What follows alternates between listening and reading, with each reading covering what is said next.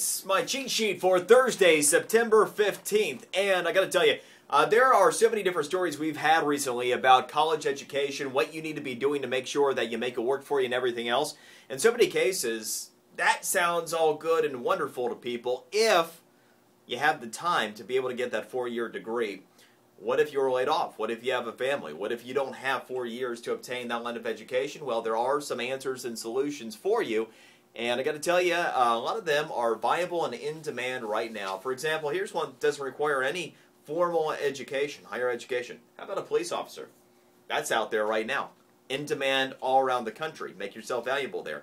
Nurses, computer support technicians. That one won't surprise you so much because think of this. You know how these smartphone sales are, just absolutely blowing up all around the country? A lot of people don't know how to use them off the bat. So in addition to all of the new computers and new technology there, you have a lot of people that just need a smartphone support. So if you're smart there, a lot of companies are interested in hiring you. Radiologic technicians, paralegals, some of these require 2-year degrees, but at least it gives you some options. And the physical version of my cheat sheet today, I have 11 different jobs that are in demand right now, that if you make yourself valuable there, you will get a job. So I think that's pretty valuable. Facebook. Facebook is in the news for 2 reasons today. Number one, they're delaying their IPO. So if you wanted to own a piece of Facebook, it's not going to happen in the first few months of next year. It looks like it might happen late in 2012.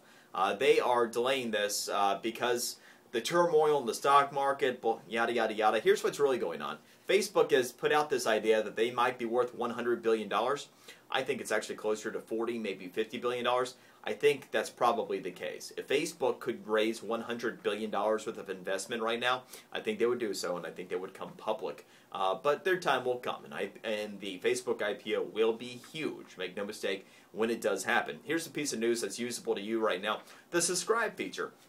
To this point, if you followed organizations like our radio station's website, for example, you had to like us in order to be able to get any of the content. Well, now you'll be able to subscribe. Let's say that you don't want your friends to know you like us.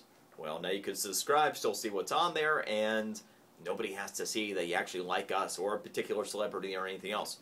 But here's the deal. I want you to click like and like us anyway, all right? So anyway, the subscribe feature I think will catch on. Facebook's reacting to that because Google+, who's trying to challenge them in the social media world, has that feature available. A ban on e-cigarettes is being pushed by the Department of Transportation. To this point, the e-cigarettes with the water vapor that it is emitted, that's not banned on planes. There's no federal ban on that. So some people have figured that out and started using the e-cigs on flights. And so the DOT wants that banned. I would support that ban, and I think it should be passed very quickly. Gluten-free is becoming big business. My wife was diagnosed with celiac disease in January. We never could understand why she ended up having really awful reactions after eating many meals. She had been misdiagnosed 3 different times over the years. We found out it was because she has celiac disease. It's a gluten intolerance to the extreme form. Turns out that about 1% of Americans have now been diagnosed with gluten intolerance, and many of those with celiac disease. This, as it's becoming figured out, is becoming big business. You might see the gluten-free labels. You might see restaurants starting to come out with gluten-free menus. Well, it's now past the $2.6 billion per year mark in terms of food industry, and it's actually about the fastest growing industry in the United States right now. Food rather than technology. And more people are going to be coming out with concepts, and you will see more of this as people are properly diagnosed. And for people like my wife, it's good news because I got to tell you, going to a lot of restaurants or going to a grocery store, it's a laborious experience trying to figure out what she can actually eat. So good news on the way for folks who are gluten intolerant. USPS, the new stores, here's what it's going to look like. We have the first of its kind concept that's in play in a small town in Washington State.